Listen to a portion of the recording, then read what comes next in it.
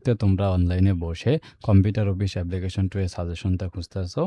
তো আমরা এ পর্বে প্রশ্ন কিভাবে তৈরি হয়েছে এই সাজেশন নিয়ে বিস্তারিত আলোচনা থাকবে। এরপর পরে আমরা হচ্ছে ১ম অধ্যায়, ২য় অধ্যায়, ৩য় অধ্যায়, ৪র্থ অধ্যায় নিয়ে বিস্তারিত আলোচনা থাকবে। মোটামুটি আমাদের এই ক্লাসটা ১ থেকে ১.৫ ঘন্টার মতো হবে। তো আশা করব তোমরা সম্পূর্ণ যদি ক্লাসটা করো, তোমরা ফুল কমন পেয়ে যাবা। তো চলো আমরা শুরু করে দিচ্ছি। প্রথমে আমরা সিলেবাসটা আগে দেখে নিচ্ছি কি, কি আছে। তো সিলেবাস অনুযায়ী তোমাদের যে রুটিন আছে, রুটিন অনুযায়ী তোমাদের এই সাবজেক্টের পরীক্ষা হওয়ার কথা রয়েছে ৬-৭-২০২৬ কম্পিউটার অফিস অ্যাপ্লিকেশন 2 দ্বাদশ শ্রেণীর। তো আমরা যদি তোমাদের সিলেবাসটা একটু দেখার চেষ্টা করি, তো সিলেবাসে তোমাদের যে বিষয়গুলো অন্তর্ভুক্ত করা আছে এই নথিতে বিএমটি দ্বাদশ শ্রেণীর কম্পিউটার বিষয়ের সিলেবাস এবং মানদণ্ড সংক্রান্ত তথ্য রয়েছে এবং নিচে সংক্রান্ত সারসংক্ষেপ। তো সেটা হচ্ছে তোমাদের অধ্যায় রয়েছে 4টা অধ্যায়। সেটা হচ্ছে অধ্যায় 1 অ্যাডভান্স স্প্রেডশিট অ্যানালাইসিস সফটওয়্যার, 2 নম্বরে হচ্ছে ডাটাবেস অ্যাপ্লিকেশন, 3 নম্বরে কম্পিউটার নেটওয়ার্ক, 4 নম্বরে পাইথন প্রোগ্রামিং। এই হচ্ছে 4টা অধ্যায় রয়েছে। এবং মান বন্টনটা আসলে তোমাদের জানা জরুরি, কারণ মান বন্টন ক্লিয়ার না হলে কিন্তু বুঝতে পারবা না। বলা হচ্ছে ধারাবাহিক মূল্যায়নের জন্য তোমরা পাবা 20 মার্ক এবং চূড়ান্ত মূল্যায়নে পাবা 20 মার্ক। এটা হচ্ছে তথ্যীয় পাঠ। এটা তথ্যীয় বলতে এটা কলেজে তোমাদের পরীক্ষা অনুষ্ঠিত হবে। ঠিক আছে? তো এগুলো নিয়ে আমাদের আলাদা ভিডিও থাকবে, সেগুলো তো ক্লাস করবাই।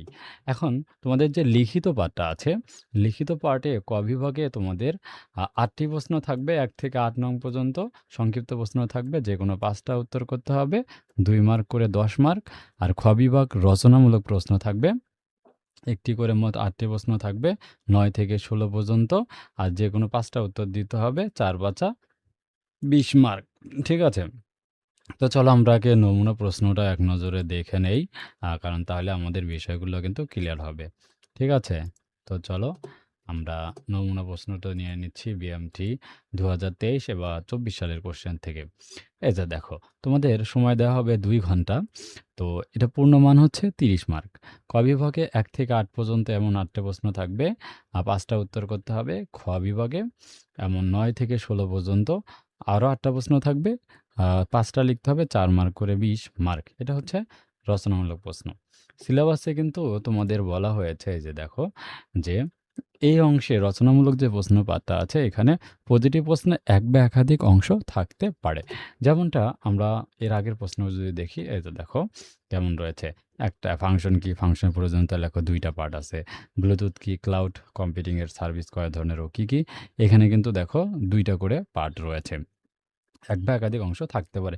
এইটা হচ্ছে ৪ মার্কের জন্য কিন্তু অনেক বড় প্রশ্নগুলো পড়তে হচ্ছে। ঠিক আছে? আমি আশা করব তোমরা প্রশ্ন প্যাটার্নটা বুঝে গেছো, যে কি, কি পড়তে হবে না হবে এভরিথিং। এই যে একইভাবে ২৩ সালের প্রশ্নও কিন্তু সেম ভাবে ছিল। ওকে, আর আমরা এখন সাজেশনটা কি তৈরি করেছি দেখো। প্রথমে আমাদের যে সাজেশনটা আছে, তো এটা নিয়ে আলোচনা করতেছি ১ম পর্বে আমাদের যেহেতু। তো সাজেশনে আমরা দেখো উত্তরপত্র সহকারে যদি তোমরা নিতে চাও, আমাদের স্ক্রিনে দেখানো 08323999719 এই নম্বরে যোগাযোগ করে পেইড সাজেশন পারচেস করে নিবে। দেখো, প্রথম অধ্যায় অ্যাডভান্স স্প্রেডশিট অ্যানালাইসিস থেকে আমি প্রশ্ন দিয়েছি 5টা। আর অধ্যায় 2 ডাটাবেস থেকে দিয়েছি 6 থেকে 10 পর্যন্ত আরও 5টা প্রশ্ন দিয়েছি। এগুলো পড়লে হয়ে যাবে। এরপরে অধ্যায় 3 থেকে কম্পিউটার নেটওয়ার্ক 11 থেকে 24 পর্যন্ত প্রশ্নগুলো দিয়েছি, এবং সাথে প্রশ্নের উত্তর নম্বরগুলো, দাগ নম্বরগুলো কিন্তু আমি দিয়েছি, এবং পাশে কত, কত সালে এসেছিল সেটাও লেখা আছে। এরপরে অধ্যায় 4 এর বেশ কিছু পার্ট আছে, উপঅধ্যায় রয়েছে পাইথন ভেরিয়েবল অপারেটর। এখান থেকে 25 থেকে 31 পর্যন্ত কিছু প্রশ্ন দেওয়া হয়েছে। এগুলো বিগত সাল থেকে, এগুলো পড়লে ইনশাআল্লাহ কমন চলে আসবে। 4.2 দরকার নাই, 4.3 থেকে পাইথন লিস্ট টাইপের মধ্যে আ আ পাইথন লিস্ট ও ট্যাপলের মধ্যে পার্থক্য লেখো। সো এইটা। আর রচনামূলক প্রশ্ন আমি টোটালি সংক্ষিপ্ত প্রশ্ন আছে 32টা। আর রচনামূলক প্রশ্ন আমাদের যে সাজেশন রয়েছে, এখানে 8টি প্রশ্ন থেকে 5টি প্রশ্ন লিখতে হবে, মার্ক হচ্ছে 20 মার্ক। আমি এখানে টোটালি প্রশ্ন দিয়েছি 24টা। এক অধ্যায় থেকে প্রথম 5টা প্রশ্ন দেওয়া হচ্ছে অ্যাডভান্স স্প্রেডশিট অ্যানালাইসিস সফটওয়্যার থেকে। অধ্যায় 2 থেকে ডাটাবেস অ্যাপ্লিকেশন সফটওয়্যার থেকে 6, 7, 8 3টা প্রশ্ন দেওয়া হয়েছে। কম্পিউটার নেটওয়ার্ক থেকে 6টা প্রশ্ন দেওয়া হয়েছে। পাইথন প্রোগ্রামিং থেকে দেওয়া রয়েছে আরও 8টা প্রশ্ন দেওয়া আছে। 4.2 থেকে একটা প্রশ্ন দেওয়া আছে এবং 4.3 উপাধ্যায়ের থেকে 2টা প্রশ্ন দেওয়া রয়েছে। তো এটা হচ্ছে সাজেশন। তো এটা হচ্ছে আমাদের ফুল সাজেশনটা। তো এখন আমরা প্রত্যেকটা অধ্যায় থেকে প্রতিটা প্রশ্নের উত্তর সহকারে বিস্তারিত ক্লাসগুলো করব। এটা প্রথম পার্টটা ছিল। আসসালামু আলাইকুম। কম্পিউটার অফিস অ্যাপ্লিকেশন 2 এর ধারাবাহিক ক্লাসে আজকে আমরা প্রথম অধ্যায় থেকে সংক্ষিপ্ত এবং যে রচনামূলক প্রশ্নগুলো রয়েছে এগুলো নিয়ে বিস্তারিত আমাদের আলোচনা থাকবে। কারণ তোমরা ইতিমধ্যে জানো তোমাদের প্রথম অধ্যায়ের নাম হচ্ছে অ্যাডভান্স স্প্রেডশিট অ্যানালাইসিস সফটওয়্যার। তো এই অধ্যায় থেকে আমরা গুরুত্বপূর্ণ প্রশ্নগুলো দেখব। আর সাজেশনে যে প্রশ্নগুলো রয়েছে আমাদের, তো সংক্ষিপ্ত প্রশ্ন রয়েছে 1 থেকে 5টা এবং রচনামূলক প্রশ্ন রয়েছে 1 থেকে 5 পর্যন্ত 10টা করে প্রশ্ন রয়েছে। তো আমরা প্রত্যেকটা প্রশ্নের উত্তরগুলো দেখব। আর এগুলো থেকেই তোমাদের সিলেবাসে বলা ছিল যে প্রতিটি অধ্যায় থেকে কি করবে, কমপক্ষে একটি করে মোট 8টা প্রশ্ন থাকবে। আমি বলেছি যেহেতু 8টা প্রশ্ন থাকবে 4টা অধ্যায় 2টা করে প্রশ্ন থাকার প্রবল সম্ভাবনা আছে। তো চলো আমরা দেখে নিচ্ছি। আর তোমরা যারা আমাদের সাজেশনগুলো নিবা, এই যে দেখো সেকেন্ড ইয়ার স্টুডেন্টদের জন্য বাংলা ইংরেজি দেখেছো 100% কমন ছিল। তো আমরা কম্পিউটার অফিস অ্যাপ্লিকেশন 2 তে যাচ্ছি। এরপরে তোমাদের বিজনেস, ইংলিশ, হিসাব বিজ্ঞান সবকিছুই তোমরা কিন্তু পাবে। সো কম্পিউটার অফিস অ্যাপ্লিকেশন 2 এর আমরা এখান থেকে অধ্যায় ভিত্তিক সাজেশন ও উত্তরপত্র এখান থেকে আমরা এই পিডিএফটা ওপেন করে নিব। ঠিক আছে? তো ওপেন করলে আমাদের সামনে কিন্তু চলে আসছে। আমরা এখন ধারাবাহিক ক্লাসে চলে যাচ্ছি। তো সংক্ষিপ্ত প্রশ্নগুলো। আমাদের প্রথম যে সংক্ষিপ্ত প্রশ্নটা রয়েছে এটা হচ্ছে স্প্রেডশিট কি, কয়েকটি স্প্রেডশিট সফটওয়্যারের নাম লেখো। তো এই প্রশ্নটা তোমাদের জন্য খুবই খুবই ইম্পর্টেন্ট রয়েছে, আসার প্রবল সম্ভাবনা আছে। তো এটা 2023 এবং 24 সালে এসেছিল। তো প্রথমত তোমরা লিখবা হচ্ছে স্প্রেডশিট। স্প্রেডশিট হলো কম্পিউটার অ্যাপ্লিকেশনের এক ধরনের প্রোগ্রাম। একে ওয়ার্কবুকও বলা হয়। কয়েকটি স্প্রেডশিট সফটওয়্যারের নাম দেয়া হলো, যে Microsoft Excel, VC cable, VGA cable যাকে আমরা বলি। ঠিক আছে? তো তারপরে আর কি কি রয়েছে আমরা একটু এক এক করে সব নামগুলো দেখব। এরপরে হচ্ছে ভিজিয়া কেবল, সুপার কেবল, লোটাস 1, 2, 3, আ কোয়ান্ট্রো এবং মাল্টিপ্লান্ট। তো এগুলা হচ্ছে সফটওয়্যারের জাস্ট নাম লিখতে বলছে। এতটুকু লিখে দিলেই তোমাদের কিন্তু কয় মার্কের জন্য প্রতিটা প্রশ্নের মান কিন্তু 2 মার্ক। তাই খুব বেশি লেখার দরকার নাই। সময়ও কিন্তু খুব বেশি তোমাদের দেওয়া থাকবে না। ওকে? এরপরের প্রশ্নটি হচ্ছে স্প্রেডশিট প্রোগ্রাম বলতে কি বোঝায়? এটা 2023 এ এসেছে। স্প্রেডশিট শব্দটির আবিধানিক অর্থ ছড়ানো পাতা। যে প্যাকেজ প্রোগ্রামের সাহায্যে রো এবং কলাম ব্যবহার করে হিসাব নিকাশের কাজ করা হয় তাকে স্প্রেডশিট প্রোগ্রাম বলে। যেমন মাইক্রোসফট এক্সেল হচ্ছে একটি স্প্রেডশিট প্রোগ্রাম। তো আশা করি তোমরা এটা বুঝতে পেরেছো। এরপরে আমরা 3 নম্বর প্রশ্নে চলে যাচ্ছি। 3 নম্বর প্রশ্নটি কি ছিল দেখো, যে ডাটা সিরিজ ও টিক মার্কারের মধ্যে 2টি পার্থক্য লেখো। তো এটা হচ্ছে ডেটা সিরিজ এবং টিক মার্কের মধ্যে পার্থক্য, তোমরা দেখে নাও। এরপরে আমাদের সাজেশনের পরে যে প্রশ্নটি আছে সেটা হচ্ছে 4 নম্বরে ইফ ফাংশন কি? এটা হচ্ছে 2018 সালে এসেছিল। যে সিদ্ধান্তমূলক কাজের জন্য ব্যবহৃত ফাংশনই হলো ইফ ফাংশন। এটি সত্যের উপর ভিত্তি করে ফাংশনের ফলাফল প্রকাশ করে থাকে। হচ্ছে সত্য হলো এক ধরনের ফলাফল প্রকাশ করে ও সত্য মিথ্যা হলে অন্য ধরনের ফলাফল প্রকাশ করে। সো এতটুকু লিখলে ইনশাল্লাহ তোমাদের কভার হয়ে যাবে। এটা হচ্ছে 4। আচ্ছা, আর সাজেশনগুলো একটু মিলাই বলি তোমাদের। অনেকে যদি খুঁজে না পাও আমার সাজেশন থেকে, এই যে সাজেশনটা আছে এখানে কিন্তু প্রশ্নের নম্বরগুলো বলা আছে। এই যে দেখো, যে এখানে আইএফ স্ট্রাকচার আমরা চলে আসছি, যে আইএফ ফাংশনকে দেখো, এটা যে উত্তরের প্রশ্ন নাম্বার 4 2018 সালে এসেছিল। এটা উত্তরের প্রশ্ন নাম্বার 4। এই যে দেখো আমরা এই 4 কিন্তু বললাম ইফ ফাংশন। ঠিক আছে? এরপরে 5 নাম্বার ম্যাক্স এবং মিন ফাংশনের ব্যবহার লিখো। এটাই সাজেশনে কিন্তু বলা আছে। এই যে দেখো, ম্যাক্স ও মিন ফাংশনের ব্যবহার লিখো। উত্তরে প্রশ্ন নাম্বার 5 2023 এইভাবে কিন্তু বলা আছে। ঠিক আছে? আশা করি তোমরা বুঝতে পারবা। আচ্ছা, এবার তাহলে এইটার আমরা উত্তরটা দেখে নিচ্ছি। ম্যাক্স এবং মিন এর ব্যবহার। ম্যাক্স এর ব্যবহার। এক্সেল ডাটা শিটের কোনো নির্ধারিত সেল রেঞ্জের তথ্যাবলীর মধ্যে থেকে সর্বোচ্চ সংখ্যা খুঁজে বের করতে এটি ব্যবহৃত হয়। উদাহরণস্বরূপ B2 থেকে B7 সেলের মধ্যে সর্বোচ্চ সংখ্যাটির জন্য ম্যাক্স হবে ম্যাক্স B2 থেকে B7 পর্যন্ত। আর মিনিমাম এর ব্যবহার কি হবে? যে এক্সেল ডাটাশিটের কোনো নির্ধারিত সেল রেঞ্জে তথ্যাবলীর মধ্যে থেকে সর্বনিম্ন সংখ্যা খুঁজে বের করতে এটি ব্যবহৃত হয়। উদাহরণস্বরূপ B2 থেকে B7 সেলের মধ্যে সর্বনিম্ন সংখ্যাটির জন্য মিন ফাংশন হবে মিন B2 থেকে B7 পর্যন্ত। এরপরে 6 নম্বর যে প্রশ্নটি ছিল 2023 এবং 25 সালে এসেছে IF ফাংশনের স্ট্রাকচার লেখো। তো আমরা এই প্রশ্নটার এবার একটু উত্তর আমরা দেখে নিব। IF হলো একটি লজিক্যাল ফাংশন। IF ফাংশনের সত্য হয় তবে এক ধরনের আর মিথ্যা হলে আর অন্য ধরনের ফাংশন প্রকাশ করে। এটা হচ্ছে ইফ ফাংশনের ফলস এবং ট্রু। যে স্ট্রাকচারটা হবে ইফ ফাংশনের ইফটা হলো লজিক্যাল টেক্সট, হলো একটি যুক্তিমূলক পরীক্ষা যার মান হচ্ছে ট্রু বা ফলস হতে পারে এটার। আর লজিক্যাল টেস্ট ভ্যালু হবে if true or if false, মানে দুইটা পার্ট থাকবে, একটা টেস্ট করবে একটা ট্রুটা হলো সত্য নাকি মিথ্যা সেটা, আর লজিক্যাল টেস্টের ফলস হলে অন্য অংশে কোনো ভ্যালু বা স্ট্রিং বা হচ্ছে অন্য কন্ডিশন কাজ করবে। সো এইটা হচ্ছে স্ট্রাকচার। তো আশা করি তোমরা এই যে 6টা প্রশ্ন রয়েছে, তো এই 6টা প্রশ্নের উত্তর কিন্তু ইজিলি তোমরা করতে পারবে। তো এটা হচ্ছে আমাদের যে সাজেশনটা ছিল। আশা করব তোমরা বুঝতে পেরেছো এই সাজেশনটার। ঠিক আছে? এখন আমরা রচনামূলক প্রশ্নে চলে যাচ্ছি প্রথম অধ্যায় থেকে। Advance spreadsheet analysis software. প্রথম যে প্রশ্নটা ছিল স্প্রেডশিট অ্যানালাইসিস সফটওয়্যারের ব্যবহার বর্ণনা করো। তো আমরা এই প্রশ্নের উত্তর চলে যাচ্ছি। দেখো, এই প্রশ্নের উত্তর আমাদের কিন্তু প্রতিটা প্রশ্নের মান কত করে হবে? 4 মার্কের জন্য কিন্তু হবে। তো দেখে নিচ্ছি 1 নাম্বার, আসার প্রবল সম্ভাবনা আছে। তো দেখতে পাচ্ছ এইটা যে কত সালে আসছে 11, 14, 16, 17 এবং সর্বশেষ 2025-এ। গ্রাফ কাগজের ন্যায় আনুভূমিক ও উলম্বভাবে টানা লাইনের সংযোগে খাপ খাওয়ানো আয়তাকার ঘরের ন্যায় অনেক ঘরে সম্বলিত বড় শীটকে স্প্রেডশিট অ্যানালাইসিস সফটওয়্যার বলে। নিম্নে এ সফটওয়্যারের ব্যবহার বর্ণনা করা হলো। 1. দৈনন্দিন হিসাব সংরক্ষণে ও বিশ্লেষণ করার কাজে স্প্রেডশিট ব্যবহৃত হয়। এটি বার্ষিক হিসাবের ক্যালেন্ডার তৈরিতে ব্যবহৃত হয়। ডেটা সংরক্ষণ ও ব্যবস্থাপনার যাবতীয় কাজ সম্পন্ন করতে এটি ব্যবহৃত হয়। পিভট টেবিলের মাধ্যমে ডেটা অ্যানালাইসিস ব্যবহৃত হয়।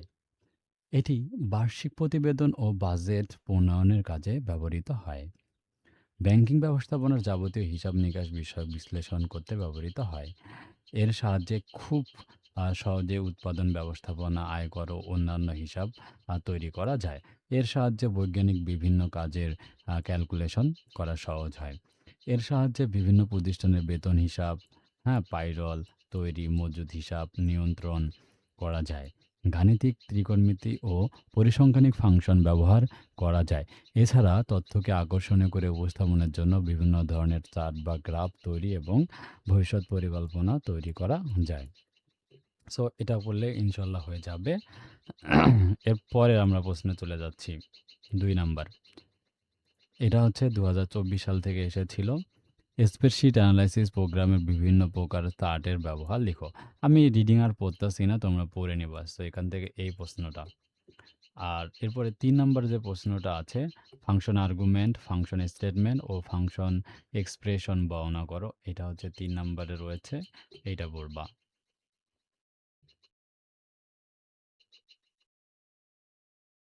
আচ্ছা, আমরা পরের প্রশ্নে চলে যাচ্ছি।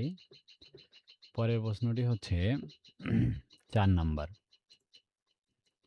ফাংশন ও ফর্মুলার মধ্যে পার্থক্য লিখুন। এটা খুবই এবার তোমার মনে রাখো, পরীক্ষায় চলে আসছে এই প্রশ্নটা। ঠিক আছে? সেভাবে তোমরা উত্তর করবা। ফাংশন ও ফর্মুলার মধ্যে পার্থক্য লেখো। এভাবে ফাংশনের 4টা অন্তপক্ষে বৈশিষ্ট্য লিখবা, আর এখান থেকেও 4টা লিখে দিবা, হয়ে যাবে। 5 নাম্বার, বিভিন্ন ধরনের লজিক্যাল ফাংশন গঠন ও কাজ সম্পর্কে ব্যাখ্যা করো। তো খুবই ইম্পর্ট্যান্ট এই প্রশ্নটা, উত্তর আসার প্রবল সম্ভাবনা আছে এবারে।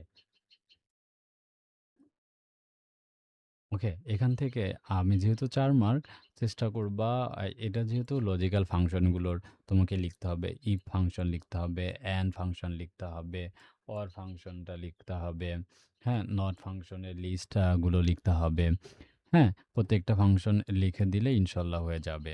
এরপর লাস্ট এই অধ্যায় থেকে আমরা লাস্ট যে প্রশ্নটা দিব সেটা হচ্ছে ৬ নাম্বার প্রশ্ন। কপাল ভালো হলে এটা গত বছর এসেছিল। প্রশ্নটি হচ্ছে এমএস এক্সেল ব্যবহারে ব্যবহৃত বিভিন্ন ধরনের গাণিতিক ফাংশনের গঠন ও কাজের ব্যাখ্যা দাও। সো এটা। তো এখান থেকে তুমি দেখো সাম রয়েছে, সাম, তারপরে ম্যাক্স, ঠিক আছে? এসকিউ, আরটি, হ্যাঁ? এখানে এই সব প্রত্যেকটাই তোমাকে ব্যবহারগুলো কিন্তু লিখতে হবে। ঠিক আছে? এরপরে এভারেজ, অ্যাভারেজ, মড, হ্যাঁ? অর্থাৎ এখানে গড়, হ্যাঁ? সবকিছু ইনপুট আউটপুট এগুলান সব লিখে দিলেই ইনশাআল্লাহ তুমি কিন্তু হয়ে যাবে তোমার এই প্রশ্নের উত্তর। ঠিক আছে? আশা করব তোমরা ১ম অধ্যায় থেকে যদি প্রশ্ন আসে তাহলে এইগুলার বাইরে প্রশ্ন সেট হওয়ার কোনো সম্ভাবনা নাই। যেমনে আসুক পরীক্ষায় কমন পড়বে। সো ২য় অধ্যায় যে রয়েছে ডাটাবেস অ্যাপ্লিকেশন সফটওয়্যার এর যে প্রশ্নগুলো রয়েছে আমাদের সাজেশন থেকে, সো ডাটাবেস অ্যাপ্লিকেশন সফটওয়্যার, তো এর সংক্ষিপ্ত প্রশ্ন এবং রচনামূলক প্রশ্ন যেগুলো রয়েছে তা নিয়ে বিস্তারিত আলোচনা থাকবে। মনে রাখতে হবে এই অধ্যায় থেকে কমপক্ষে সংক্ষিপ্ত প্রশ্ন একটা থাকবে, রচনামূলক প্রশ্ন কমপক্ষে একটা থাকবে, ২টাও থাকতে পারে, ২টা করেও থাকতে পারে। এটা আসলে যে স্যার প্রশ্ন করবে তার উপরে ডিপেন্ড করবে। ঠিক আছে? আর যারা সাজেশন নিবা তো আমাদের স্ক্রিনে দেখানো হোয়াটসঅ্যাপ নম্বরে যোগাযোগ করে উত্তর সহকারে সাজেশনগুলো পারচেজ করে নিবা। ওকে, তাহলে আমরা চলে যাচ্ছি সাজেশনের ২ নম্বর অধ্যায়ের ডাটা বেস অ্যাপ্লিকেশন সফটওয়্যার। এখানে প্রথম যে প্রশ্নটি রয়েছে এটা হচ্ছে এমএস অ্যাক্সেস কিউরি ও এসকিউএল কোয়েরির মধ্যে পার্থক্য লেখো। এটা উত্তরের প্রশ্ন নম্বর ১, ২০২৫ সালের কোশ্চেন। তো যারা সাজেশন নিয়েছো তোমরা এখানে শেয়ার উইথ মিতে যাবা, যাওয়ার পরে দেখতে পাবো এখানে সবগুলো বিষয় রয়েছে। কম্পিউটার অফিস অ্যাপ্লিকেশন 2 তে যাবা, এখান থেকে অধ্যায়ভিত্তিক উত্তরপত্র ডাটাবেস অ্যাপ্লিকেশন সফটওয়্যার এই পিডিএফটা ওপেন করে নিবা। ঠিক আছে? তো এখান থেকে আমরা চলে যাচ্ছি। তো এখানে যে প্রথম প্রশ্ন রয়েছে এমএস অ্যাক্সেস কোয়েরি এবং এসকিউএল কোয়েরির মধ্যে পার্থক্য লেখো। এখানে সুন্দরভাবে আমি রেখে দিয়েছি। প্রতিটি টেবিলের ধারণ ক্ষমতা 4 জিবি, ফলে যেখানে অল্প ডেটা নিয়ে কাজ করতে হয় সেখানে অ্যাক্সেস প্রোগ্রাম ব্যবহৃত হয়। আর এসকিউএল এ প্রতিটি টেবিলের ধারণ ক্ষমতা হবে 5,00,000 টেরাবাইট। যেখানে অনেক ডেটা নিয়ে কাজ করতে হয় সেখানে কিউএল সার্ভার প্রোগ্রাম ব্যবহৃত হয়। হুম? তো এই পার্থক্যটা তোমরা খুব ভালোভাবে পড়বা। ২ নম্বরে দিয়েছি ডাটাবেস ম্যানেজমেন্ট সিস্টেম কি? ২৪ সালের প্রশ্ন। ডাটাবেস ম্যানেজমেন্ট সিস্টেম হলো পরস্পর সম্পর্কযুক্ত তথ্য পর্যালোচনা করার জন্য অনেকগুলো প্রোগ্রামের সমন্বয়ে তৈরি একটি সফটওয়্যার। এটি ডাটাবেসের তৈরি, পরিবর্তন, সংরক্ষণ, নিয়ন্ত্রণ ও পরিচালনা কাজে ব্যবহৃত হয়। এই সিস্টেমকে ২ ভাগে বিভক্ত করা যায়। ১ ফ্রন্ট ইন্ড এবং ব্যাক ইন্ড। সো এইটা লিখে দিলে আশা করি তোমাদের হয়ে যাবে। ঠিক আছে? তো এরপরে আমরা যদি আসি পরের প্রশ্নে চলে যাই। দেখো, পরের প্রশ্নটা হচ্ছে ডাটাবেস ম্যানেজমেন্ট সফটওয়্যারের উপাদানসমূহ লেখো। এটা ২০২৩ সালে এসেছিল। ডাটাবেস হলো সংরক্ষিত উপাত্ত বা রেকর্ডসমূহের একটি কাঠামোবদ্ধ সংগ্রহ। ডাটাবেস ম্যানেজমেন্ট সিস্টেমের বিভিন্ন উপাদান হচ্ছে database schema, database engine, query ভাষা, ডাটাবেস ইউটিলিটিস। ঠিক আছে? তো এই আর বললে এতটুকু, যেহেতু ২ মার্ক তাই খুব বেশি লেখার দরকার নাই। তারপরে ৫ নাম্বার ২০২৪ সালের কোশ্চেন প্রাইমারি কি ও ফরেন কি বলতে কি বোঝায়? প্রাইমারি কি বলতে কোনো ফাইলের যে ফিল্ডের প্রতিটি ডাটা ভিন্ন ভিন্ন এবং যার মাধ্যমে এক বা একাধিক ফাইলের মধ্যে সম্পর্কযুক্ত ডাটাবেস তৈরি করা যায় তাকে বোঝায়। যেমন একটি নির্দিষ্ট ক্লাসে প্রতিটি ছাত্রের আইডি নম্বর ভিন্ন ভিন্ন, তাই আইডি নম্বরকে প্রাইমারি কি বলা হয়। ঠিক আছে? তোমরা এখান থেকে ফরেন কি বলতে একটি টেবিলের প্রাইমারি কি যদি কোনো টেবিলে ব্যবহৃত হয় তখন ওই কিকে প্রথম টেবিলের সাপেক্ষে দ্বিতীয় টেবিলের ফরেন কি বলা হয়। মানে প্রথম যেটা অনুপস্থিত থাকে তো সেটাই হচ্ছে ফরেন কি। ফরেন কির সাহায্যে একটি টেবিলের সাথে অন্য টেবিলের সম্পর্ক স্থাপিত হয়। ৬ নম্বরে ডাটা টেবিল কি তা লেখো। দুইটি হচ্ছে এক্সপ্রেশনের মধ্যে তুলনা করতে ব্যবহৃত অপারেটরগুলো হচ্ছে কম্প্রিজন অপারেটর। একে রিলেশনাল অপারেটরও বলা হয়। কম্প্যারিজন অপারেটর লজিক্যাল প্রদর্শন করে, যেমন কম্প্যারিজন অপারেটরের সত্যের মান সমান বোঝানোর জন্য ইকুয়াল, বৃহত্তমের জন্য গ্রেটার দেন, ক্ষুদ্রতর বোঝানোর জন্য লেস দেন, বৃহত্তম ও ক্ষুদ্রতম বা সমান বোঝানোর জন্য এই চিহ্নগুলো কিন্তু ব্যবহৃত হয়। আশা করি বুঝতে পেরেছ। এরপরে লাস্ট হচ্ছে এসকিউএল কি? স্ট্রাকচার কোয়েরি ল্যাঙ্গুয়েজ ভাষা বলা হয়। ঠিক আছে, তো এটা লিখে দিলে হয়ে গেল। আমরা রচনামূলক প্রশ্ন আসি। আমরা যে সাজেশনটা দিয়েছি এখানে রচনামূলক প্রশ্ন দেয়া হয়েছে। যদি আসি সাজেশনে, আমাদের রচনামূলক প্রশ্ন আছে মাত্র 3টা প্রশ্ন আছে। তো এগুলো পড়লে কিন্তু হয়ে যাবে। তো প্রথমটা হচ্ছে ডিবিএমএস কি? ডাটাবেস ম্যানেজমেন্ট সিস্টেমের কাজগুলো লেখো। চলো আমরা দেখে নিচ্ছি সাজেশন থেকে। এই যে দেখো, প্রথম প্রশ্নটা এখানে যেহেতু বলা হয়েছে, প্রশ্ন নাম্বার 1 ডেটাবেস ম্যানেজমেন্ট সিস্টেমের যে প্রশ্নটা ছিল তার প্রশ্নটার উত্তর। ঠিক আছে, 2 নম্বর যে প্রশ্নটা আছে ডিবিএমএস কি? ডাটাবেস ম্যানেজমেন্ট সিস্টেমের কাজগুলো লেখো। তো একটু মিলাই নিবা তোমরা, এখানে কোনো ত্রুটি আছে কিনা আমরা একটু দেখে নেই। ঠিক আছে, এটা প্রশ্ন নাম্বার 2 হবে, 1 দিয়েছে, এটা একটু ভুল হয়েছে, ঠিক করে নিবা তোমরা। হ্যাঁ, আচ্ছা, দেন এটা হবে 2 নাম্বার। আমি একটু পিডিএফটাতে এখনই ঠিক করে দেই, নাহলে পরে মনে থাকবে না। 2 নাম্বার, আচ্ছা আমি পরে ঠিক করে দেব, এগুলো নিয়ে আর মাথা ঘামানোর দরকার নাই। আচ্ছা, তারপরে প্রশ্নটা কি আছে দেখো, তোমরা একটু মিলাই নিবা সবাই। এই প্রশ্নটা এটা 2025-এ এসেছিল। ডিবিএমএস কি? ডাটাবেস ম্যানেজমেন্ট সিস্টেমের কাজগুলো লিখো। ডিবিএমএস এর পূর্ণরূপ হলো ডাটাবেস ম্যানেজমেন্ট সিস্টেম। এটি এমন এক ধরনের সফটওয়্যার যা ব্যবহারকারীকে ডাটাবেস তৈরি, পরিচালনা, সংরক্ষণ এবং ডেটা অ্যাক্সেস করার সুবিধা দেয়। অর্থাৎ এটি ডাটাবেস এবং ব্যবহারকারীর মধ্যে একটি ইন্টারফেস হিসাবে কাজ করে। এই ডাটাবেসে ডেটাগুলোকে সুসংগঠিতভাবে, নিরাপদে ও দক্ষতার সাথে নিয়ন্ত্রণ করে। নিম্নে ডাটাবেস ম্যানেজমেন্ট সিস্টেমের কাজগুলো বর্ণনা করা হলো। এখানে কাজগুলো: ডেটা সংজ্ঞা, ডেটা ম্যানিপুলেশন, ডেটা পুনরুদ্ধার, ডেটা সুরক্ষা, ডেটা অখণ্ডতা। তোমাদের এই স্টেপগুলো লিখে কিন্তু লিখতে হবে। এরপর লাস্টে ব্যাকআপ এবং রিকভারি। সো এই স্টেপগুলো লিখে দিলে ইনশাল্লাহ হয়ে যাবে। এটা 2025-এর কোশ্চেনটা। আচ্ছা, এরপর বিভিন্ন ধরনের ডাটাবেস রিলেশনশিপ সম্পর্কে বর্ণনা করো। খুবই গুরুত্বপূর্ণ প্রশ্নটা রয়েছে। One to one relation, one to many relation, many to many relation এবং many to many relation. So এটা পড়লে ইনশাল্লাহ তোমাদের হয়ে যাবে। আচ্ছা, এরপরে আমরা লাস্ট প্রশ্নটা চলে যাচ্ছি। এখানে 2024-এর আরেকটি প্রশ্ন ছিল। প্রশ্নটার নাম হচ্ছে কোয়েরি ল্যাঙ্গুয়েজ কি? এসকিউএল সিস্টেম সম্পর্কে বর্ণনা করো, যেটা 2024 সালের কোশ্চেন। যে ভাষার সাহায্যে কোয়েরি করা যায় তাকে কোয়েরি ল্যাঙ্গুয়েজ বলা হয়। এসকিউএল এর বেসিক কিওয়ার্ডসমূহ 4টি অংশে বিভক্ত, যথা data definition language, data manipulation language এবং তো এভাবে, তো প্রত্যেকটা এখানে দেয়া আছে, তোমরা এখান থেকে পড়ে নিবা। ঠিক আছে, তো আমি এগুলো আর পড়তাছি না সময় নষ্ট করার জন্য। তোমাদের মূল্যবান সময় নষ্ট করব না, তবে পড়বা। এরপরে 5 নাম্বার যে প্রশ্নটা আছে, এসকিউএল এর বেসিক স্ট্রাকচারগুলো বর্ণনা করো। খুবই গুরুত্বপূর্ণ এই প্রশ্নটা, 2023 সালে এসেছিল। সো এবারের জন্য খুবই গুরুত্বপূর্ণ রয়েছে। তাই এই প্রশ্নগুলো তোমরা খুব ভালোভাবে এবারের জন্য আয়ত্ত করবা।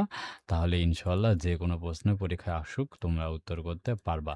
তো এই হচ্ছে দ্বিতীয় অধ্যায় থেকে যে প্রশ্নগুলো আমাদের প্রয়োজন, তা আমি তোমাদেরকে ব্যাখ্যা করে দিয়েছি। আর যারা উত্তরসহ সাজেশন নেবে আমাদের স্ক্রিনে দেখানো হোয়াটসঅ্যাপ নম্বরে যোগাযোগ করো।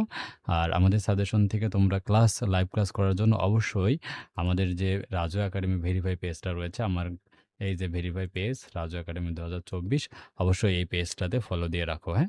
তাহলে কিন্তু সকল আপডেট ইনফরমেশনগুলো পাবে। এই যে ক্লিক করলে আমাদের এই পেজটা কিন্তু চলে আসবে।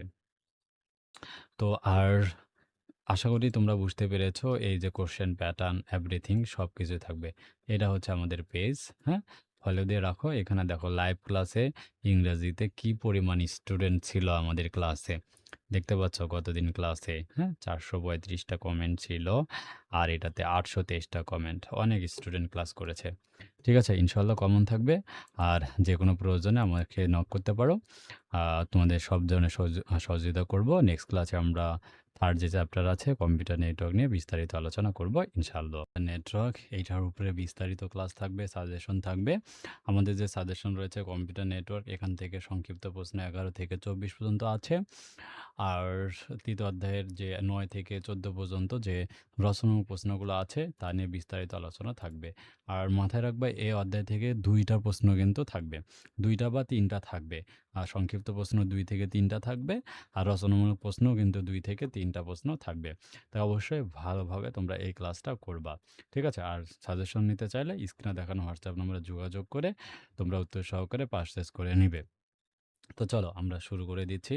তো প্রথম আমরা যে সাজেশনের প্রশ্নটা আমাদের ছিল, দেখো আমরা এখানে যদি আসি, ডেটা কমিউনিকেশন সিস্টেম কি, এটা ছিল 3 নম্বরের প্রথম প্রশ্নটা। এই যে দেখো খুবই গুরুত্বপূর্ণ এই প্রশ্নটা রয়েছে, কিন্তু যদিও কোনো সালে আসেনি, তো তারপরেও এই প্রশ্নটা এবারের জন্য very very important.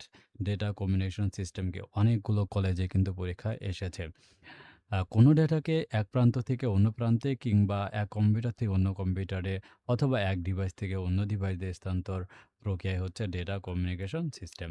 Data communication সিস্টেমের বৈশিষ্ট্য 3টা: এক, ডেলিভারি, একুয়ারি এবং টাইমাস। ঠিক আছে?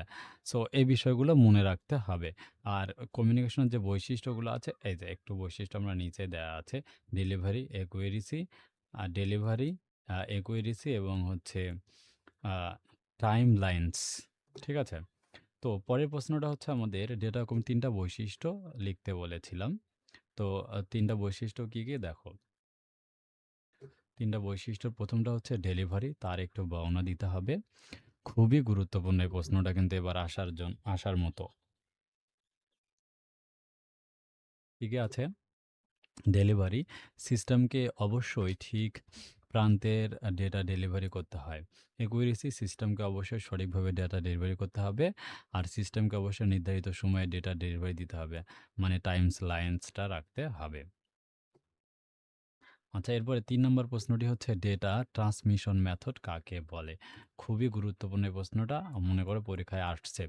ডেটা ট্রান্সমিশন মেথড কোনো তথ্যকে একটি নির্দিষ্ট মাধ্যমের মধ্য দিয়ে ডিজিটাল ও অ্যানালগ আকারে স্থানান্তর করার ডেটাকে ট্রান্সমিশন বলে। আর যে পদ্ধতি ডেটা ট্রান্সমিট করা হয় তাকে ডেটা ট্রান্সমিশন মেথড বলে। সো এইটা ডেটা ট্রান্সমিশন এর উপায় 2টা: একটা প্যারালাল ডেটা ট্রান্সমিশন এবং সিরিয়াল ডেটা ট্রান্সমিশন। আচ্ছা, এরপরে বৈশিষ্ট্য ডিডিএল ও ডিএমএল এর পার্থক্য লেখো, 2025-এ এসেছিল। উত্তরটা হচ্ছে খুবই সহজ। ১, ২টা এখানে পার্থক্য দিয়েছি 2 মার্কের জন্য। ঠিক আছে? তারপরে ৫ নাম্বার ওয়ার্কশিট ও ওয়ার্কবুক কি? এটা 25-এ এসেছিল। এটা 25-এর উত্তর দেখে নিবা।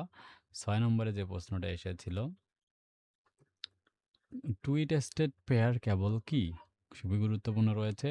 কোএক্সিয়াল কেবল কাকে বলে বা বলতে কি বোঝো, এটা লিখবা। ৮ নম্বরে হচ্ছে ফাইবার অপটিক্যাল কেবল কি, এইটা। ৯ নম্বরে ফাইটাল অপটিক্যাল সুবিধাগুলো তোমরা একটু পজ করে পড়তে পারবা। ঠিক আছে? ১০ নম্বর রেডিও ওয়েভ কি। ১১ নম্বরে রয়েছে মাইক্রোওয়েভের ব্যবহারগুলো লেখো। ১২ নম্বরে ওয়াই ম্যাক্স এর সুবিধাসমূহ লেখো। ১৩ নম্বরে ওয়াইফাই ওয়াই ম্যাক্স এর বৈশিষ্ট্য লেখো। এটাও গুরুত্বপূর্ণ আছে প্রশ্নটা। আচ্ছা, এরপরে আসো ১৪ নম্বর ল্যান্ডম্যানের মধ্যে পার্থক্য লেখো। ১৫ নম্বরে কম্পিউটার নেটওয়ার্ক ব্যবহৃত কম্পোনেন্টগুলোর নাম লেখো, 2024-এ এসেছিল। খুবই গুরুত্বপূর্ণ এই প্রশ্নটা, আসতে পারে। কম্পিউটার নেটওয়ার্ক গড়ে তোলার জন্য নেটওয়ার্ক, মিডিয়া এবং কানেক্টর যথেষ্ট নয়। মিডিয়া এবং কানেক্টরের সাহায্যে গড়ে তোলা নেটওয়ার্ককে কার্যকর করে তোলার জন্য নেটওয়ার্ক কম্পোনেন্টের প্রয়োজন হয়। কম্পিউটার নেটওয়ার্কে ব্যবহৃত কম্পোনেন্টগুলো হলো NIC card, hub, switch, router, modem, gateway ইত্যাদি। এরপরে 16 নম্বরে দেখো, খুবই গুরুত্বপূর্ণ এই প্রশ্নটা, মডেম কি?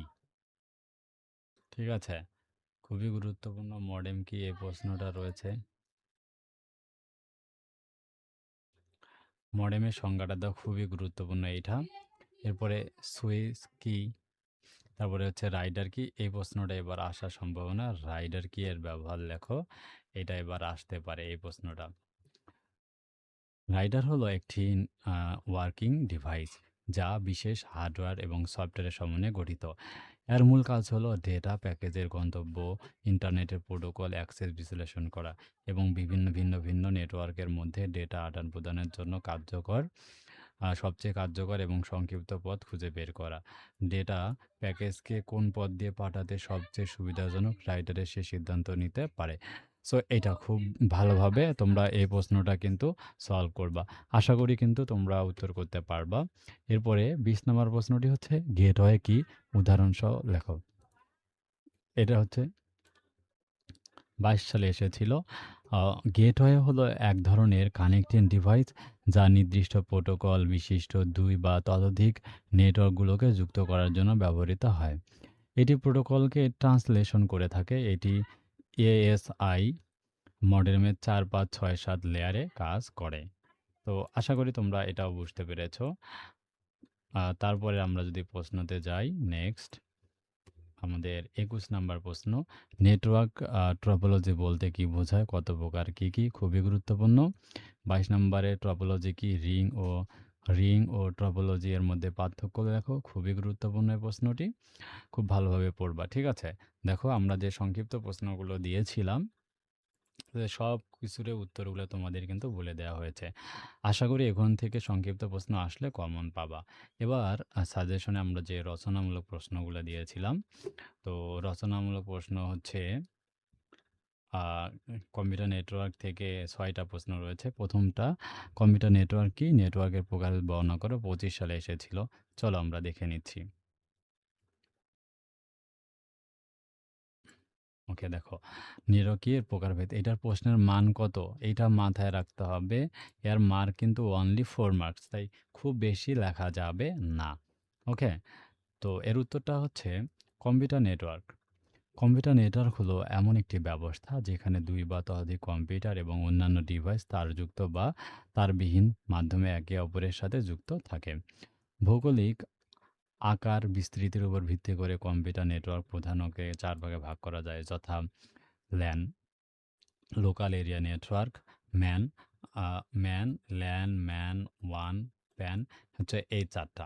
তো লিখে তোমরা একটু নিজের মতো করে 2-4 লাইন কিন্তু লিখে দিবা, তাহলে কিন্তু হয়ে যাবে। এরপরে কম্পিউটার নেটওয়ার্ক কি, এর প্রয়োজনীয়তা, এই প্রশ্নটা এবার আসছে পরীক্ষায়। ঠিক আছে, এই অধ্যায় থেকে এই প্রশ্নটা চলে আসছে, তাই খুব ভালোভাবে তোমরা এই প্রশ্নটা সলভ করবা। উত্তর হচ্ছে, বিভিন্ন দূরত্বে অবস্থিত একাধিক কম্পিউটার যখন আন্তঃসংযোগের মাধ্যমে তথ্য আদান প্রদান ও ডিভাইস সমূহ শেয়ার করতে পারে, তখন সেটাকে বলে কম্পিউটার নেটওয়ার্ক। কম্পিউটার নেটওয়ার্ক হলো এমন একটি ব্যবস্থা যেখানে 2 বা ততোধিক কম্পিউটার একসাথে যুক্ত থাকে। তারপরে প্রয়োজনীয়তা, কম্পিউটার নেটওয়ার্ক তৈরির প্রধান উদ্দেশ্য হলো কম্পিউটারের মধ্যে বিভিন্ন প্রকার রিসোর্সেস শেয়ার করা এবং একসাথে কাজ করা। অনেক সময় এটি অফিসের প্রত্যেকটি কম্পিউটার শেয়ার করার জন্য নেটওয়ার্ক স্থাপনের প্রয়োজনীয়তা হয়। যে কোনো কম্পিউটারের তথ্য কিংবা রিসোর্স শেয়ার করে কাজের সূক্ষ্মতা, গতি ও ক্ষেত্র বা পরিধি অনেক গুণ বাড়িয়ে দেওয়া যায়। তাই কম্পিউটার নেটওয়ার্কিংয়ের মূল উদ্দেশ্য হলো কম্পিউটার ও অনুষঙ্গী যন্ত্রপাতি সর্বোত্তম ব্যবহার নিশ্চিতের মাধ্যমে তথ্য এবং রিসোর্স সমূহ ব্যাপক সংখ্যক ব্যবহারকারীর কাছে সহজবদ্ধ করা। সো এটা লিখে দিলেই তোমাদের এই প্রশ্নের উত্তর হয়ে যাবে। এরপরে পরেরটা, ডেটা কমিউনিকেশন মৌলিক বৈশিষ্ট্য লেখো, এটা 2023 সালে এসেছিল। কোনো ডেটাকে এক ডিভাইস থেকে অন্য ডিভাইসে স্থানান্তর প্রক্রিয়া হচ্ছে ডেটা কমিউনিকেশন। তবে এই কমিউনিকেশন প্রক্রিয়াটি 5টি মাধ্যমে থাকে। সেটা কি কি মাধ্যমগুলো? 1 মেসেজ, 2 সেন্টার, 3 মিডিয়াম মাধ্যম, 4 হচ্ছে রিসিভার, 5 হচ্ছে প্রোটোকল। সো এগুলো তোমরা হচ্ছে একটু পড়বা, তাহলে নিজের মতো করে আশা করি উত্তরগুলো তোমরা লিখতে পারবা। ওকে? তারপরে প্রশ্নটি আসো 4 নম্বরে। খুবই গুরুত্বপূর্ণ, অপটিক্যাল ফাইবার কেবলের গঠন সম্পর্কে বর্ণনা করো। 2022 সালে এসেছিল। অপটিক্যাল ফাইবার কেবল তার অন্য সকল মাধ্যমের চেয়ে খুব সবথেকে শক্তিশালী মাধ্যম।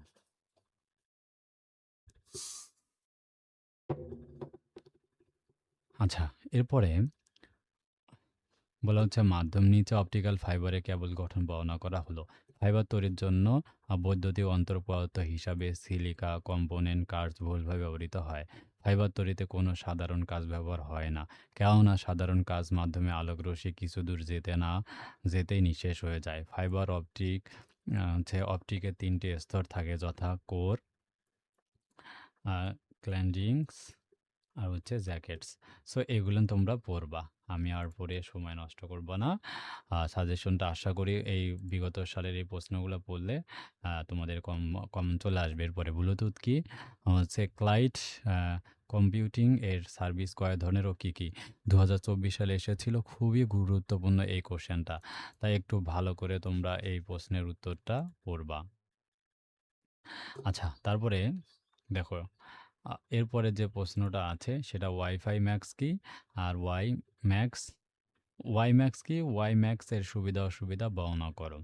এটা পড়বা। 7 নম্বরে কম্পিউটার নেটওয়ার্কের কয়েকটি রিসোর্স সম্পর্কে আলোচনা করো। এই প্রশ্নটা হচ্ছে হাব ও সুইচের মধ্যে পার্থক্য লেখো। 8 নম্বর খুবই গুরুত্বপূর্ণ রয়েছে এই প্রশ্নটা, আসার প্রবল সম্ভাবনা আছে।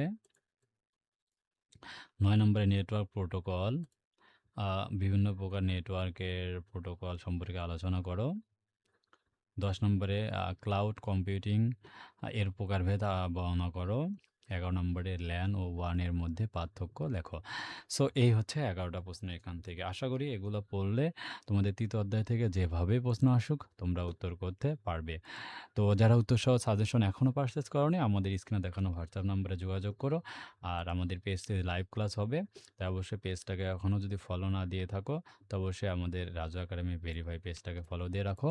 সব ধরনের আপডেট ইনফরমেশনগুলো পেয়ে যাবা ইনশাআল্লাহ। এর লাস্ট অধ্যায় পাইথন প্রোগ্রাম নিয়ে আজকের রাজু একাডেমি থেকে বিস্তারিত ক্লাসটা থাকবে।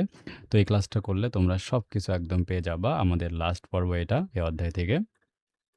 তো এটা হচ্ছে অধ্যায় 4 পাইথন প্রোগ্রামিং, এর বেশ কিছু উপঅধ্যায় রয়েছে। আর আমাদের সাজেশন যেটা রয়েছে আমরা যদি একটু দেখি, সংক্ষিপ্ত যে প্রশ্ন রয়েছে এখানে 4.1, 2, 3 4টা পার্ট আছে। ঠিক আছে? তো প্রত্যেকটা অংশ নিয়ে আমাদের ধারাবাহিক আলোচনা থাকবে। তো প্রথমে আমরা চলে যাচ্ছি আমাদের জন্য। তো চলো আমরা পাইথন প্রোগ্রামে চলে যাচ্ছি। এখানে প্রতিটা প্রশ্নের মান কিন্তু সংক্ষিপ্ত প্রশ্নের জন্য 2 মার্ক করে। তো প্রথম প্রশ্নটা হচ্ছে অ্যাসেম্বলি ল্যাঙ্গুয়েজ এর বৈশিষ্ট্য লেখো। এটা খুবই গুরুত্বপূর্ণ প্রশ্ন, 2023 সালে এসেছিল। তারপরে 2 নম্বরটা পাইথন কেন জনপ্রিয় তা লেখো। 3 নম্বরে পাইথন প্রোগ্রামের বৈশিষ্ট্য লেখো। আর এরপরে 4 নম্বর হচ্ছে অ্যালগরিদম কি এর প্রয়োজনীয়তা লেখো। এই 4টার মধ্যে মাথায় রাখো, এই 4টা যে প্রশ্ন রয়েছে এই 4টার মধ্যে অন্তপক্ষে একটা প্রশ্ন মিনিমাম কমন পাবা। ঠিক আছে? একটু ভালোভাবে তোমরা পড়াশোনা করবা। পাইথন যে রয়েছে আশা করি তোমাদের খুবই উপকার হবে। তো এরপরে যে প্রশ্ন আছে দেখো, ফ্লোচার্টের বৈশিষ্ট্যগুলো লেখো। এটা হলো 5। 6 হচ্ছে অ্যালগরিদম ফ্লোচার্টের মধ্যে পার্থক্য লেখো। পাইথন ডেটা টাইপ কি ব্যাখ্যা করো। এই হচ্ছে 7টা প্রশ্ন দেয়া আছে। তো এই 7টার মধ্যে একটা মিনিমাম যেকোনো একটা এবার তোমাদের পরীক্ষায় কিন্তু চলে আসবে। যে সাজেশনটা দেয়া আছে এই যে দেখো, একদম হুবহু কমন পাবে এই 25, 26, 27, 28, 29, 30, 31 এই 7টার মধ্যে মিনিমাম একটা। ঠিক আছে? তো এরপরে আমরা এইটার উপঅধ্যায় যে 1 রয়েছে তার রচনামূলক প্রশ্নে যদি যাই, প্রোগ্রামিং কি? হাই লেভেল ও লো লেভেল ল্যাঙ্গুয়েজের মধ্যে পার্থক্য লিখো। এটা 2023 সালে এসেছিল। মারাত্মক ইম্পর্টেন্ট কোশ্চেনস। প্রোগ্রাম বলতে মূলত ধারাবাহিকভাবে লিখিত কর্মকাণ্ড বা নির্দেশন সমূহকে বোঝায়। কোনো সমস্যা সমাধানের জন্য কম্পিউটারের বোধগম্য ভাষায় লিখিত একগুচ্ছ নির্দেশনামালার সমষ্টি হচ্ছে প্রোগ্রাম। তো এটা আমি পড়তেছি না, তোমরা এখান থেকে হাই লেভেল এবং লো ল্যাঙ্গুয়েজের মধ্যে পার্থক্যগুলো পড়বা। তারপরে হচ্ছে পাইথন প্রোগ্রামের বৈশিষ্ট্যগুলো লেখো। খুবই গুরুত্বপূর্ণ এই প্রশ্নটা এই অধ্যায় থেকে। আচ্ছা, তারপর নেক্সট প্রশ্নটা হচ্ছে ৩ নাম্বার, ফ্লোচার্টে ব্যবহৃত বিভিন্ন ধরনের প্রতীকসমূহ বর্ণনা করো। খুবই গুরুত্বপূর্ণ এই কোশ্চেনটা, এবার আসার প্রবল সম্ভাবনা আছে ফ্লোচার্ট রিলেটেড। তারপরে ৪ নম্বরটা হচ্ছে কোন সংখ্যা ধনাত্মক না ঋণাত্মক তা নির্ণয়ের জন্য অ্যালগরিদম বা ফ্লোচার্ট নির্ণয় করো। তো এই প্রশ্নগুলো প্রায় পরীক্ষায় কিন্তু চলে আসে। এগুলো লেখার এই স্টেপগুলো তোমাকে যদি লিখতে পারো, এই স্টেপগুলা, তাহলে কিন্তু হয়ে যাবে। এই স্টেপগুলোই হচ্ছে সবথেকে বেশি গুরুত্বপূর্ণ ভূমিকা পালন করে। ঠিক আছে? তাই এগুলো তোমাকে লিখতে হবে। ঠিক আছে? স্টার্ট তোমাকে লিখতে হবে। স্টার্ট, ইনপুট n, তারপরে এই ইনপুটে ২ টো পার্ট হতে পারে। ইফ n 0 এর বড়, সমান বা বড়, কারণ ধনাত্মক বা ঋণাত্মক, হ্যাঁ? 0 থেকে যদি n বড় হয় তাহলে সেটা ধনাত্মক হবে। ঠিক আছে? ইফ ধনাত্মক যদি হয়, উপরের এই দিকটা থাকবে পজিটিভ, আর বাম দিকটা যদি ছোট হয়, 0 ছোট এদিকে হয়, তাহলে সেটা হচ্ছে নেগেটিভ। তারপরে পজিটিভ আর নেগেটিভ একসাথে থাকবে এবং ইন্ট। তো এইটা কিন্তু আশা করি তোমরা বুঝতে পেরেছ। এটা পরীক্ষা আসার বা সম্ভাবনা আছে, হ্যাঁ? তারপরে যদি আসো, কম্পাইলার ও ইন্টারপ্রেসের মধ্যে পার্থক্য লেখো। খুবই গুরুত্বপূর্ণ রয়েছে। পাইথন আইডেন্টিফায়ার ও ভেরিয়েবলের মধ্যে পার্থক্য লেখো। বিএমটি 2025 সালের পরীক্ষায় এসেছিল। ৭ নম্বরে পাইথন প্রোগ্রামিংয়ের ডেটা টাইপ বর্ণনা করো। 2024 এবং 25 সালে এই প্রশ্নটা এসেছিল। খুবই গুরুত্বপূর্ণ রয়েছে এবছরের জন্যও। আচ্ছা, নেক্সট, বিভিন্ন ধরনের পাইথন অপারেটর নাম ও কাজ বর্ণনা করো। এটা 2024 সালে এসেছিল। খুবই গুরুত্বপূর্ণ কোশ্চেন, তাই খুব ভালোভাবে তোমরা কিন্তু এই প্রশ্নটা সলভ করবা। আচ্ছা, এরপর আমরা উপ-অধ্যায় 4.2 কম্পিউটার পাইথন কন্ট্রোল স্ট্রাকচার। তো এখান থেকে সংক্ষিপ্ত প্রশ্ন হচ্ছে, ইফ পাইথন ইফ স্টেটমেন্ট এর সিনট্যাক্স কি? এটা 2 নম্বর, পাইথন ইফ ইলস স্টেটমেন্ট এর সিনট্যাক্স কি? এটা লিখতে হবে। 3 নম্বরে নেস্টেড ইফ স্টেটমেন্ট এর ফ্লোচার্ট অঙ্কন করো, এইটা। তারপরে 4 নম্বরে পাইথনের ফর লুপ স্টেটমেন্ট সম্পর্কে লেখো। 5 নম্বরে হোয়াইল লুপ স্টেটমেন্ট সম্পর্কে লেখো। 6 নম্বরে ফর ও হোয়াইল লুপের পার্থক্য কি? লিখতে হবে। আর রচনামূলক প্রশ্ন করতে হবে। পাইথন প্রোগ্রামিংয়ের ইফ স্টেটমেন্ট উদাহরণসমূহ ব্যাখ্যা করো। 2 নম্বর, পাইথন ইনডেন্টেশন, হ্যাঁ, কি এবং কেন গুরুত্বপূর্ণ বর্ণনা করো। 3 নম্বর, কি বোর্ড থেকে যে কোনো ধনাত্মক ইন্টিজার সংখ্যা ইনপুট নিয়ে জোড় এবং বিজোড় সংখ্যা যোগফল নির্ণয়ের হোয়াইল লুপ ব্যবহার করে পাইথন প্রোগ্রাম লেখো। তো এই প্রশ্নটা হচ্ছে খুবই গুরুত্বপূর্ণ রয়েছে এবার তোমাদের পরীক্ষার জন্য। একটু ভালোভাবে তোমরা সলভ করবা। ওকে?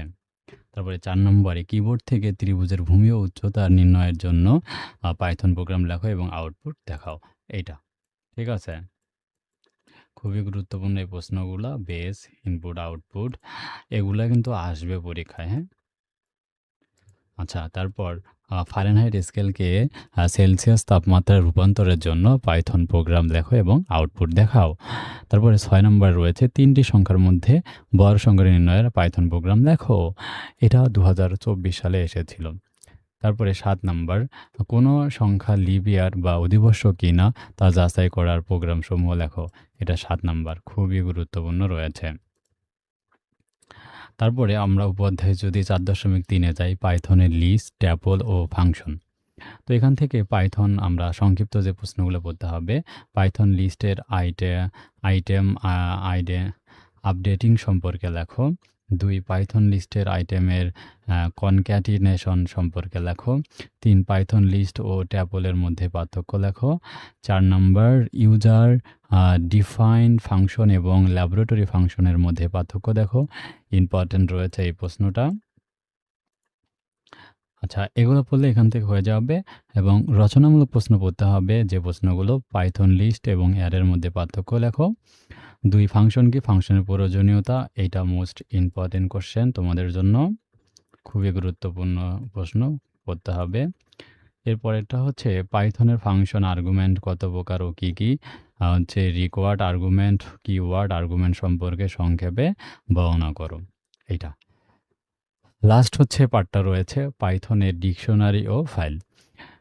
ডিকশনারি আইটেম বলতে কি বোঝায়? পাইথন ডিকশনারি ব্যবহৃত মুটেবল বা ইমুটেবল ডাটা টাইপগুলোর নাম লেখো। আর পাইথনের বেসিক ফাইল অপারেটরগুলো লেখো। সো এই ৩ টা প্রশ্ন এখান থেকে পড়তে হবে পাইথন ডিকশনারি ফাইল থেকে, হ্যাঁ?